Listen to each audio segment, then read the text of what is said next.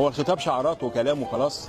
هو بيرفع روحنا المعنويه فعلا، بس ان هو بيضحكنا. هو يستحسن ان هو ما يطلعش خالص، ولا ينفع ولا عاد يتكلم تاني. هو خطابين كمان وهيبقى جاب اخره هو يعني. لا، هو كل خطاب كل اسبوع يعني. هو في الخطاب هو طبعا بيحط من قيمته اصلا. بعد الرغي ساعه ونص بتاعت امبارح اكيد ضيع حته الرئيس. كتير الكلام بيقل من شخصيته طبعا. في موجة ساخرة انت قلت وما نفذتش. هو عامه هو ما بيتكلمش في اي حاجه بصراحه مفيده يعني. يقول هعمل انتخابات رئاسيه قبل ميعاد، بس احنا مش شايفين اي حاجه. قولي هو اتكلم عن ايه اصلا؟ انا بعمل كذا وكذا وكذا، بس احنا مش شايفين حاجه من ده كله. ما بسمعش. الصحه. المشروعات اللي هو بيطرحها كلها حاجات وهميه. الصحه بيهرتل يعني. الصحه. لو ما تقوطش عليا بعد اللي انا قلته ده. يضحكنا كمان. في الغالب ما بيكونش محضر حاجه. اتكلم في مؤسسات الدوله الواقعه كلها. لا هو نفسه ما يتكلمش خالص يعني. الخطاب كمان ما فهمتش منه حاجه. قال ده كلام هزلي طبعا. صح، احنا جبنا اخرنا. لا والله ممكن نصبح الظهر.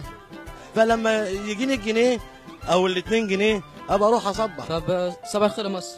لا انا ما صبحتش على مصر الصراحه، هي مصر بتصبح وبتمسي علينا. انت تاخد انت الجنيه بتاع مصر؟ ينفع تاخد الجنيه بتاع مصر؟ هتاكل مصر يا راجل؟ الخطاب كمان ما فهمتش منه حاجه. فاحنا ما عندناش القدره بقى خلاص يعني. انا ممكن اصبح على مصر بسجاره. الصحه.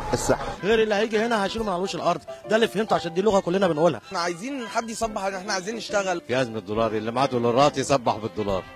والله دي يبقى احلى صباح ده والله. انا ما صبحتش لان انا مستني لما مصر تديني الجنيه وبعدين اديهولها. صبحت بالجنيه ده ان انا جبت بيه خبزه عيش.